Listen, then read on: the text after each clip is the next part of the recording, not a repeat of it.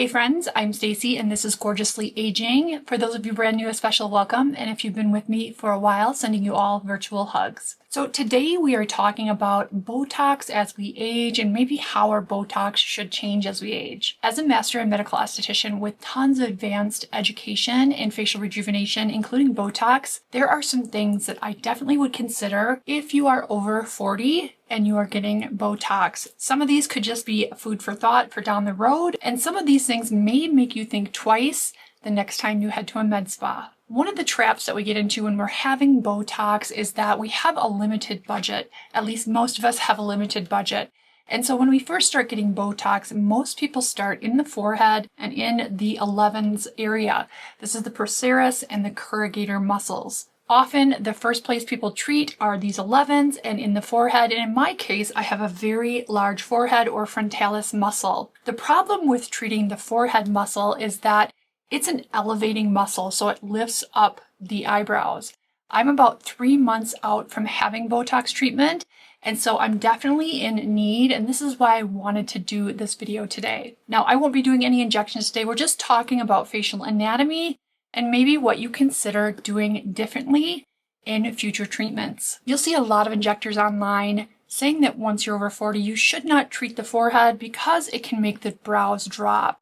Now, in some ways, this is true, but in my experience, if I don't treat the forehead, it gets very deep etched in horizontal lines through that really big frontalis muscle. In my case, treating the frontalis, even though I'm 53, is important, and I treat it up high and try to avoid anywhere near the eyebrows so the eyebrows don't drop. So the frontalis muscle has that elevating effect, and the procerus and corrugators pull downward. So by relaxing those, it relaxes those 11 lines, and it also gives a little lift to the eyebrow. We're going to go over some places on the mature face that I think are important to treat, and maybe allocate your budget differently and see how these results improve the aging face over 40. So let's just say your frontalis or forehead muscle isn't super strong and you don't have really deep etched in lines in your forehead. This would be an area for a lot of people that you can maybe consider skipping if you're over 40, especially if you're over 50,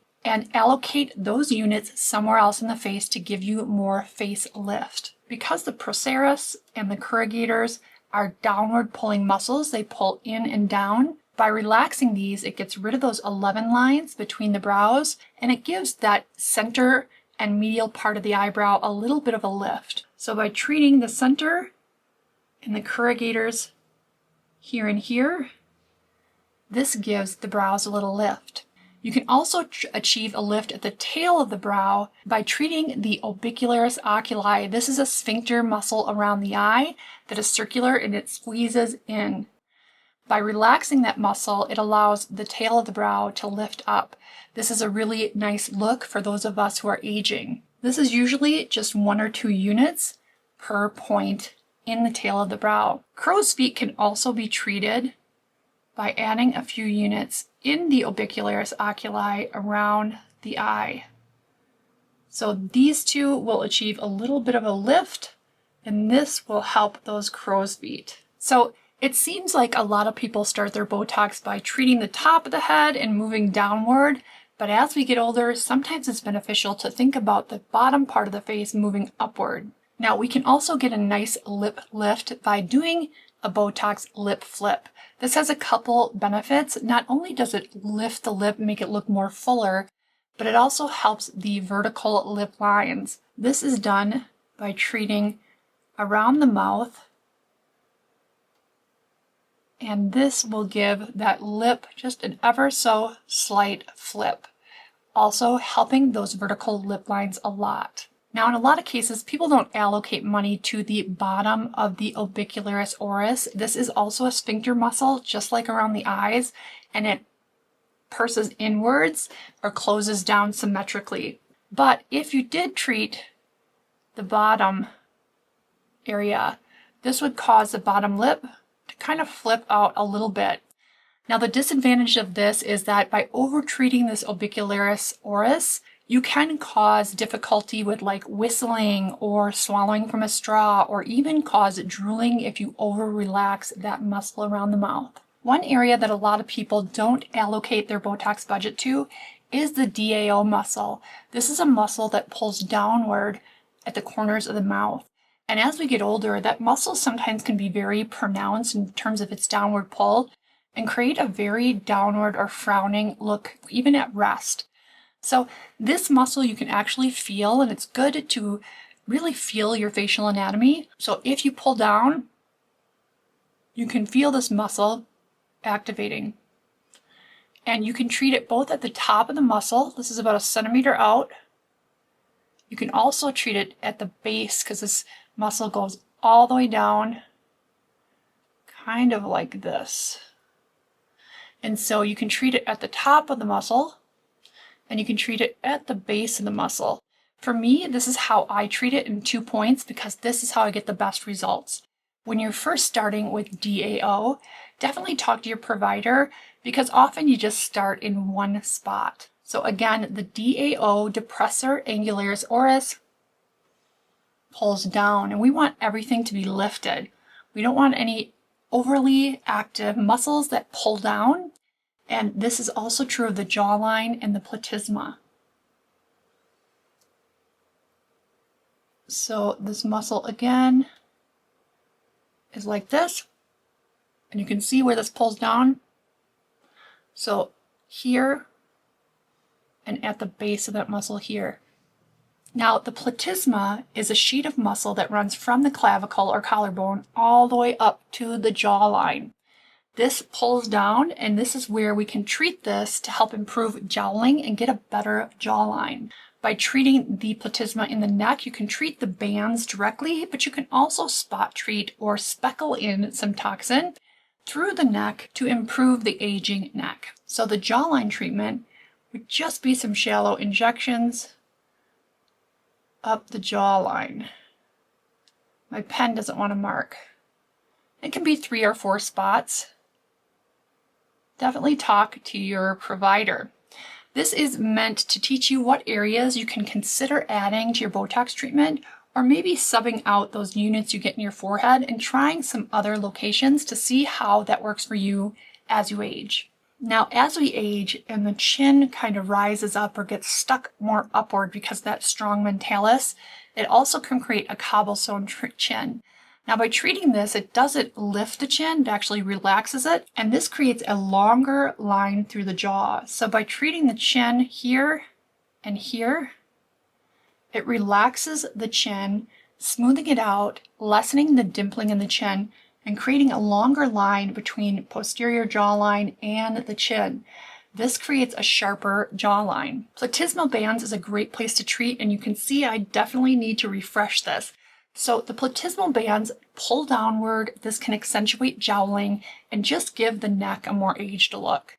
So by treating the platysma down the platysmal bands, you can lift the neck and take away some of that aged look. And I'm not going to do a full neck treatment here. I'm just kind of give you the rough idea. And as the platysma strengthens, you see more crepiness in the neck. So as I flex, you can kind of see more crepiness down here. And by softening or weakening the platysma muscle, you can relax that skin so it doesn't look so crepey. So sometimes in an area like this, it's beneficial just to kind of spot treat certain areas to relax, and it doesn't have to be a band. You can just lightly spot treat those areas to relax the platysma. These are shallow injections to spot treat, and maybe 1 unit per point. You can see that I have more of that on this side than I do on this side. So your provider will definitely take a look at where you need the treatment and customize to suit your needs. Now, if you are a geek like me and you want to know more about anatomy and tox and advanced facial rejuvenation, definitely hit my Rumble page. The videos are free. That's rumble.com/gorgeouslyaging. Sometimes a little sprinkling of tox through this area will help even lift this a little more, accentuating a more sculpted jawline. So I sometimes will sprinkle in a few units just through here and here. And again, these are very superficial. Another place to lift the face, this is something I don't typically do, but right underneath the nose, right there can lift the tip of the nose. So these are all the places I would definitely consider as you age as far as Botox treatment. If you're finding that your forehead treatment is starting to make your eyebrows look heavy or droopy, definitely skip that and just do the Proceris and the corrugators to give a little lift here. These 2 points are your brow lift, and of course these just help soften the crow's feet and under eye wrinkles. This point here gives you a tiny bit of nose lift, and these here give a slight lip lift or lip flip, as well as treating the vertical lip lines. The mentalis, by treating that, actually relax it. It doesn't lift it, but by relaxing a mentalis that's very strong, you smooth the chin and create a longer line through the jaw. This can help with jowling and jawline structure, and by elongating that jawline.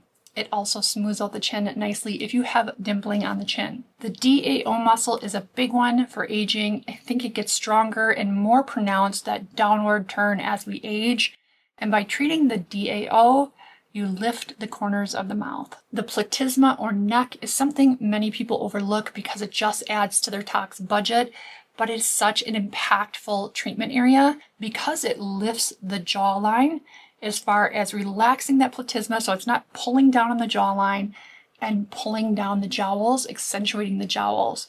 Like I said, I'm 3 months out. I'm definitely due. I have full facial movement, so I wanted to show you that before I do another tox treatment. Again, to learn more about advanced facial rejuvenation, visit me at rumble.com/gorgeouslyaging. It is totally free.